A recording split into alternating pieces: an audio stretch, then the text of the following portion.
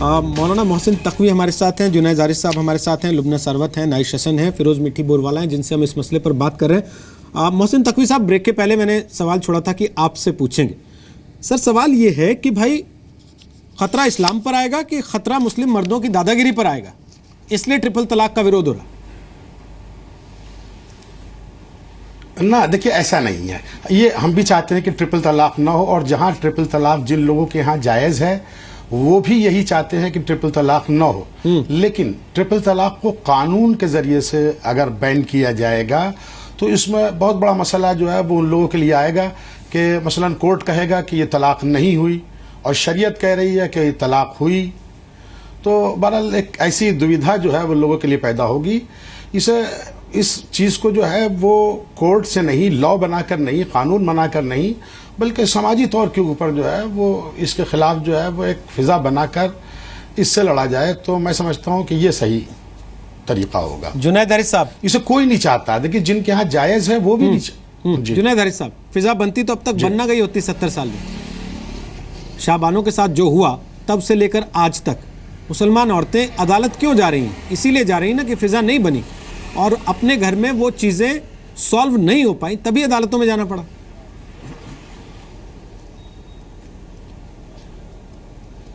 देखिए, पहली बात तो मैं क्लियर कर दूं कि मुस्लिम पर्सनल लॉ बोर्ड को माना जाए या यूनिफॉर्म सिविल कोड को माना जाए, अदालत में जाने का रास्ता तो हर हाल में खुला रहेगा कि जो चाहे पर्सनल लॉ को माने और जो चाहे यूनिफॉर्म सिविल कोड, जो चाहे अदालत को माने डायरेक्ट। मैं एक आपने जो सवाल किया था मैं उस पर आ रहा हूं। रोज साहब, मैं आपसे ये जानना चाहता हूं, बहुत से लोगों को तो मैं समझता हूं क्लियर ही नहीं कि 3 तलाक है क्या। आप जानते हैं क्या है? आप ही बता दें सर।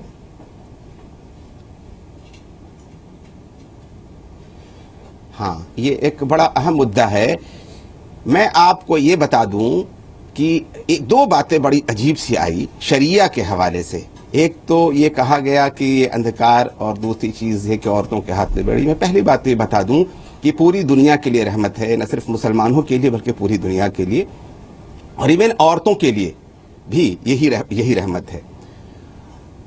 मैं सिर्फ आपको ये बता दूं कि 3 तलाक शरिया के अंदर कहीं पर भी ये नहीं कहा गया है कि 3 तलाक दिया जाए। एक चीज पहले बात तो आप क्लियर कर लीजिए, शरीयत इस बात को पसंद नहीं करती है कि 3 तलाक दिया जाए। सर, तो फिर 3 तलाक अगर मजबूरी है, अगर देना ही मजबूरी हो, खत्म करो ना फिर। अब यही बात तो मैं आपको बताना चाह रहा हूं क्या है। हाँ, तो पूरी बात तो सुने आप पहले। 3 तलाक एक मजलिस में, एक ही वक्त में, एक ही समय में बैठ करके 3 तलाक। मैं अब इसीलिए तो मैं बता रहा हूं, कहीं फेवर नहीं किया गया, बल्कि जो लोग कहते हैं कि हो जाएगा वो भी फेवर नहीं करते। हम लोग ये सब जानते हैं मौलाना साहब जी, मौलाना साहब हम लोग ये सब जानते हैं रियली। अरे भैया, बोलने देंगे आप? ये दलीलें हम लोग अभी एक्सेप्ट करने के लिए तैयार नहीं है। हम लोग को पता है मौलाना साहब, आपको समझाने की जरूरत नहीं है अभी। हम लोग ये सब बातें जानते हैं। हम लोग बोल रहे हैं कि अभी इसको खत्म करो। ये पहली बार ये नहीं आया है, चेन्नई हाईकोर्ट ने भी इसको बैन किया है, ऑलरेडी इनवैलिड है। और अभी तो आप लोग के बस की बात नहीं, ये बैन होकर रहेगा, ये बैन होकर रहेगा। आप समझ लीजिए, see the writing on the wall, the triple talaq is going to be banned in this country. Right. There is a constitution that provides equality and justice. ये अभी मौलाना लोग की बस की बात नहीं है। आप लोग का रिग्रेसिव जो पूरा इंटरप्रिटेशन है कुरान का, दुनिया के मुसलमान बहुत आगे बढ़ रहे हैं, भारत के मौलाना बहुत पिछड़े हैं। आप लोग का 500 साल पुराना दिमाग है। प्रॉब्लम यह है, आप लोग को कुछ पता नहीं है दुनिया में क्या चल रहा है। 20 देशों में ट्रिपल तलाक बैन हो चुका है। आप लोग कौन सी दुनिया में जी रहे? कोई 100 के तलाक दे रहा है, कोई दारू पी के तलाक दे रहा है, और आप इस्लाम की बात कर रहे हैं। शर्म आनी चाहिए आप लोग को। अभी इतना वक्त निकल गया भाई साहब। राइट। अरे भाई सरदाना इसलिए औरतें सुप्रीम कोर्ट में जा रही है। आप लोग ने ये सिचुएशन क्रिएट किया है जिसके कारण ये सब हो रहा है। फिरोज जी, उनकी बात सुन लेंगे अब आप? अरे बहुत सुन ली भाई आप लोग की बात। आप हमारी बात सुनिए। मौलाना साहब, आपको ये सब बातें पता है। आप अभी कम्युनिटी की आवाज सुनिए, मुस्लिम औरतों की बातें सुनिए। अभी आप समझ लीजिए इस बात को। We have had enough of this day in and day out, जो आप लोग समझाते रहते, गोल गोल घुमाते रहते। The reform is required, reform हो चुका है। ट्रिपल तलाक, इंस्टेंट ट्रिपल तलाक खत्म होने से, कोई मुसलमान बनने से कोई इस्लाम खतरे में नहीं है। आप लोग खतरे में हैं। इस्लाम ने मुसलमान को खतरे में नहीं है। ठीक ठीक ठीक। फिरोज मिठीपुर वाला थोड़ा सा रुके, जुनैद हारिस को सुन लें एक बार, क्या कह रहे हैं वो? अग्री बोले जुनैद जी। रोहित जी, पहली बात तो ये सुन लीजिए कि इस्लाम ने, कुरान ने जो तलाक अगर मजबूरी हो जाए तो देने का जो तरीका बताया है वो यही बताया है कि एक तलाक दिया जाए और छोड़ दिया जाए, ज्यादा से 2 तलाक दी जाए, छोड़ दी जाए। अगर एक मजलिस में, और एक मजलिस में नहीं होनी चाहिए बल्कि उसके लिए 3 तलाक के लिए 3 महीने का होना जरूरी है। एक चीज बहुत क्लियर होना चाहिए, मसला ये है सिर्फ कि अगर एक मजलिस में एक जगह बैठ करके अगर किसी, हम लोग को पता है भाई। अरे उसी लिए बैठे हैं, ये सबको पता है कि अगर रिकंसिलिएशन आर्बिट्रेशन है करो ना, तो वही तरीकों को करो। 3 महीने वाला तरीका हम लोग बोल के रहे हैं, वो तो कुरान में है ही, वो तो हम कह ही रहे हैं कि रिकंसिलिएशन के लिए प्रॉब्लम नहीं कुरान में है वो, लेकिन जो वन सिटिंग में तलाक हो रहा है और एसएमएस के तरीकों से तलाक दोगे, इसको आप बार-बार क्यों ला रहे हैं? एग्जैक्टली। अरे भैया पूरी बात तो सुन लो, क्या प्रॉब्लम है पूरी बात सुनने में? मैं सिर्फ ये बता रहा हूँ कि एक मजलिस, मैं खुद भी यहाँ पर बैठ करके इस बात को, अरे मालूम है सबको भाई। अरे भाई इन जाहिलों से कैसे बात होगी? वन सिटिंग में 3 तलाक के बारे में सारी बहस है सर, वक्त जाया ना करें, बच्चे बैठे इसी पे आ जाइए। हम लोग को पता है सब बातें। मैं खुद कह रहा हूँ, हाँ ऐसा है रोहित जी, मैं खुद भी कह रहा हूँ, ये नादान लोग ये समझ नहीं, मैं खुद भी यहाँ बैठ कर कह रहा हूँ कि एक मजलिस की 3 तलाक को एक ही मानना चाहिए। मैं भी यही बात कह रहा हूँ, ये पता नहीं सुनने से क्यों नहीं सुनना चाहते हैं। मैं भी यही बात कह रहा हूँ भाई सर, वही बात तो हम भी कह रहे हैं। 3 तलाक को एक मानना चाहिए। हम लोग क्या बोल रहे हैं? इंस्टेंट ट्रिपल तलाक को बैन करो। और आगे की बात सुनो, और आगे की बात सुनो, जब राजी हो रहे हैं हम लोग वही बोल रहे हैं। और आगे की बात सुनो, अभी बोलिए आगे, बोलिए आगे जी। यही बात तो मैं ये कह रहा हूं कि जिनके यहाँ एक मजलिस की 3 तलाक है, जो सही मानते हैं कि एक मजलिस में 3 तलाक भी दे दी जाए, वो भी कहते हैं ये गलत तरीका है, हराम है। सिर्फ वो कहते हैं कि मान ली जाएगी, हराम होने के बावजूद हम भी कहते हैं कि इसके अंदर हम लोग आपस में, वो अभी हम लोग मंजूर करने के लिए तैयार नहीं है, वो अभी मंजूर करने के लिए हम लोग तैयार नहीं है, परिस्थिति में क्या वो अभी मंजूर करने के लिए तैयार नहीं है। यही नहीं बताइए कौन सी परिस्थिति, बताइए कौन सी परिस्थिति आप में मंजूरी नहीं जो मर्दों पे लागू होती है औरतों पे नहीं लागू होती है, परिस्थिति बताइए। एक चीज है ना, एक चीज है। नहीं आप परिस्थिति बताइए ना, आप परिस्थिति बताइए जिसमें मर्द को आजादी है और औरतों को आजादी नहीं है ट्रिपल तलाक देने की। ठीक बात बताइए जुनैद हारिस साहब। बताइए परिस्थितियां बताइए। ठीक, जुनैद हारिस साहब बताइए ऐसी परिस्थिति कौन सी है? ये किसने कहा? बताइए फिरोज सुनिएगा उनकी बात को। परिस्थिति बताइए। मैं बात बता रहा हूँ आपको। हाँ सर सुन लीजिए, आप सुन लीजिए मेरी बात। मैं ये कह रहा हूं कि पहली बात तो ये बात आप भूल जाइए कि सिर्फ मर्दों को ये हक हासिल है, औरतों को नहीं है। जिस तरह मर्दों को हक हासिल है उससे ज्यादा बड़े अंदाज से बताइए जो किताब में लिखा है, जो पढ़ाते हैं वो बताइए, जो प्रैक्टिकली होता है। जुनैद साहब वो बताइए जो प्रैक्टिकली होता है। अगर आप नहीं बता सकते तो नाई सेशन से पूछिए, वो बताती है प्रैक्टिकली क्या होता है औरतों के साथ। आप कह रहे हैं औरतों को ज्यादा हक हासिल है, औरतों को ज्यादा हक होता तो लड़ाई लड़ रही होती क्या इतने वर्षों से? आप झूठ बोल रहे हैं। मैं एक बात कहना नाई सेशन बोलिएगा, बोलिए नाई सेशन। एक बात मैं कहना चाहती हूँ, बोलिए जी रोहित जी। मैं एक बात कहना चाहती हूँ, मतलब बदमज़गी ना पैदा करें, ये बहस ठीक चल रही है। 3 तलाक अगर मर्द के लिए गलत है, औरत के लिए भी गलत है। किसी औरत को ये हक वक हासिल नहीं है। अगर औरत की तरफ से भी ये बात आती कि हम तलाक तलाक तलाक कह रहे हैं, उसका भी हम विरोध करते, क्योंकि कुरान ने ये बात का जिक्र कहीं किया ही नहीं है 3 तलाक का। है ना। अब दूसरी बात आती है सर, जब ये हम इस बहस में जा ही नहीं रहे हैं कि एक बार में उसने कहा कि 3 रिकंसिलिएशन आर्बिट्रेशन कुरान में है सर, और वो बात अगर हम मानते तो आज हम बहस में ही ना बैठते।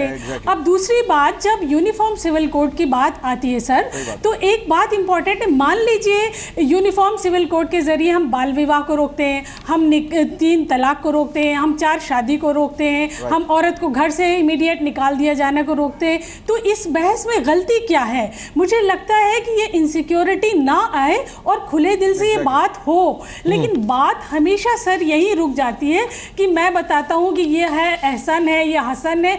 मैं समझती हूँ हमें इस बहस से सर आगे बढ़ना है, क्योंकि सारी लड़ाई जो इंस्टेंट 3 तलाक है, मैं आपको बताती हूँ, मैं कार्यकर्ता हूँ महिला आंदोलन की, मैं सिपाही हूँ महिलाओं के हक की, और मैंने देखा गोद में बच्चा लिया और बच्चे ने पॉटी कर दी, आदमी तलाक तलाक तलाक बोल के बस पे चढ़ के चला गया। मैंने देखा कि औरत ने खाना नहीं बनाया, उसका आदमी वहीं उसी वक्त भूखा था और तलाक बोल के चला गया। ये मैंने आंख देखी और मैं इस केस के लिए लड़ी हूँ। इसलिए मैं कह रही हूँ सर, ये किताबों की दुनिया के बाहर जो एक समाज में जो चल रहा है उसको अगर हम कंसिडर नहीं करेंगे, है ना, तो हमारे साथ नाइंसाफी की बात है ना सर। अगर कुरान हमें इंसाफ की बात कह रहा है, मजहब मानिए, लेकिन नाइंसाफी को मजहब का जामा नहीं पहनाया जा सकता सर। इसलिए इससे आगे बढ़ के बात करिए और कहिए। Exactly very good. देखिए, ये बात जो आप कह रही हैं, यही बात मैं भी कह रहा हूं कि जिस तरह से आपने जिस परिस्थिति का जिक्र किया है, उस परिस्थिति में जिस तरह से तलाक दी जाती है वो औरत पर जुल्म है, और ये इस्लाम के अकॉर्डिंग बिल्कुल सही नहीं किस तरह से औरत पर जुल्म किया जाए। लेकिन दिया बात जाता मैं भी है, कह रहा हूं, ये दिया किसने जाता कहा है, आपसे ऐसे कि में भी जो है, इस तरह से औरत को खाना नहीं बना, इनकार नहीं कर सकते सर, आप इसको इनकार नहीं कर सकते कि ऐसे भी तलाक दिया जाता है। अब मौलाना मोहसिन तकवी, अब मुझे ये बताइए कि बहुत से लोगों का ये भी तर्क है, हम पिछले काफी समय से इस पर बहस कर रहे हैं, और कई ऐसे लोग आए जिन्होंने ये कहा कि बहुत सारे मौलवी तो इसलिए मना करते हैं ट्रिपल तलाक बैन करने से कि खुला और हलाला जैसी प्रथाएं ना बंद हो जाए, जो वो चाहते हैं चलती रहे। अरे हलाला तो बहुत खतरनाक ना, होता है। देखिए, ये बहुत ही बेइंसाफी है। एक बार मोहसिन साहब को सुन लीजिए। फिरोज, देखिए ये मोहसिन जी को सुन ले। बोले मोहसिन जी। ये बहुत बड़ी बेइंसाफी की जा रही है। देखिए बहुत बड़ी बेइंसाफी है कि इस तरह से उलमा के ऊपर इल्जाम लगाया जाए कि वो हलाला जो है वो अपने फायदे के लिए जो है वो करवाना चाहते हैं। ऐसी सूरत हाल नहीं है। अच्छा, तो इसमें औरत का क्या फायदा है? ये हलाला की सूरत हाल वाकई बहुत ही बहुत दर्दनाक है और बहुत अच्छी, प्रूफ के साथ डरेंगे, दर्दनाक है, अच्छी नहीं है। सर मैं भी प्रूफ दे सकती हूँ। प्रूफ क्या मतलब? यानी एक औरत का 5 प्रूफ के साथ डरेंगे आपको? नहीं, देखिए हलाला रेप है, मेरे पास प्रूफ है। देखिए हलाला की प्रक्रिया सही नहीं है, कोई भी इसे सही नहीं समझता है, और इस नहीं, देखिए अब आप बंद करो फिर, सब कुछ सही नहीं है तो बंद करो। लड़ाई तो हो सकती है, बात नहीं क्यों हो ये सकती। सब तमाशा कर रहे हो आप लोग? फिरोज ट्रिपल तलाक सही नहीं है तो कभी अग्री बंद करो, हलाला सही नहीं बंद करो, और हम लोग क्या बोल रहे हैं आपको? फिरोज जी, उनकी बात हम लोग को समझाइए ना, हमको ये सब बातें पता है। उनकी बात नहीं, देखिए आप बात समझने के लिए तैयार नहीं हो रहे। अच्छा फिरोज जी, मैं आपका सवाल पूछ रहा हूँ ना। अरे हम लोग आपसे ज्यादा समझते हैं भाई, मौलाना साहब ज्यादा समझते हैं। मौलाना साहब, मेरा सवाल यह है, जो वो बात उठा रहे हैं वो गुस्से में पूछ रहे हैं, मैं आराम से पूछ लेता हूँ। आप कह रहे हैं ट्रिपल तलाक गलत है, हम विरोध करते हैं। आप कह रहे हैं हलाला गलत है, हम विरोध करते हैं। लीगली अगर इस पे बैन हो जाता है उसका भी विरोध करते हैं, क्यों? ना, देखिए लीगली बैन होने में मसला वही है कि कुछ लोग जो इसे अपना एक धार्मिक अधिकार समझते हैं, वो यानी जब धर्म की ओर देखेंगे तो ये समझेंगे कि ये तलाक हो गई, इसे और कोर्ट ये कहेगा कि तलाक नहीं हुई। नहीं, देखिए अब बहुत सौ की परिभाषा में वो जो है वो ये जायज बताता है। वो मुसलमान बहुत सुकून से रहे। भारत का उलेमा का प्रॉब्लम है। नहीं, ये आपकी सीधी की सीधी बातें बोले। देखिए ये आपकी इंटरप्रिटेशन है, रोहित, ये आपकी इंटरप्रिटेशन है। दूसरा जो है वो अपनी जगह के ऊपर वो इसके खिलाफ समझता है। ये किसी के ऊपर अपनी बात जो है वो लादी नहीं जा सकती। इसलिए इस देश का संविधान और सुप्रीम कोर्ट डिसाइड करेगा, आप लोग नहीं तय करोगे। सुप्रीम कोर्ट इस देश की व्यवस्था, कानून व्यवस्था, हमारा संविधान तय करेगा ठीक। कि कौन सा कानून ठीक, सही है और ठीक, कौन सा गलत है, जो न्याय इंसाफ देगा। ठीक, क्या फिरोज- ऑपरेशन होगा, धर्म का अधिकार है, धर्म के नाम पे ये सब बदतमीजी करने का अधिकार नहीं है। ठीक, फिरोज, समय जा रहा है। करने का अधिकार नहीं है, फिरोज जी- हलाला करने का अधिकार नहीं है, फिरोज जी- बलात्कार करने का अधिकार नहीं है आपको। ठीक फिरोज समझ जी, लीजिए आप फिरोज जी समय जा रहा है। जी। जो बातें आप कह रहे हैं उसी को ध्यान में देखिए, रखते हुए शायद लॉ ना, कमीशन ये आपकी ने गलतफहमी सुप्रीम है कोर्ट कि की ये टिप्पणियों के अधिकार बाद है। कदम आगे बढ़ाया। ये लुबना अधिकार सरवत, मैं नहीं लास्ट है, कमेंट ये आपसे सूरत चाहता हाल हूँ। ऐसी बन जाए तो ऐसा होता है। ठीक, लुबना सरवत, लास्ट कमेंट आपसे। जी हाँ एक शुक्रिया मुझे टाइम देने के लिए।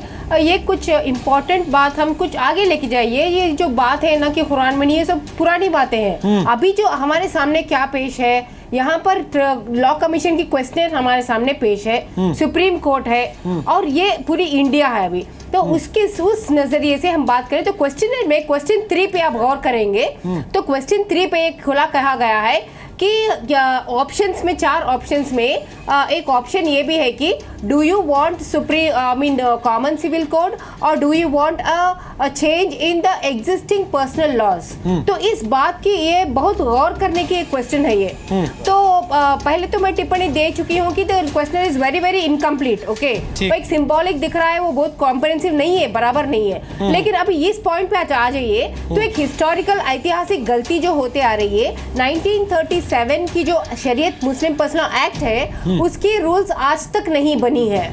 सेक्शन 4 के मुताबिक उसके रूल्स एवरी स्टेट गवर्नमेंट में बनाना चाहिए। उसके रूल्स क्यों नहीं बनाए? ना सुप्रीम कोर्ट के आदेश है ना गवर्नमेंट के आदेश है। दूसरी बात, मुस्लिम पर्सनल लॉ बोर्ड जो हमेशा कहती जाती है कि मुस्लिम पर्सनल लॉ है, हमारी इसमें इंटरफेरेंस नहीं होना चाहिए, तो बताए बोले उनको मुस्लिम पर्सनल लॉ कहाँ उन्होंने कोडिफाई किए हैं? उन्होंने भी नहीं कोडिफाई किए हैं। तो मेरा मसला ये है कि आज तक हम लोगों ने मुस्लिम शरीयत एक्ट 1937 के रूल्स ही नहीं बनाए।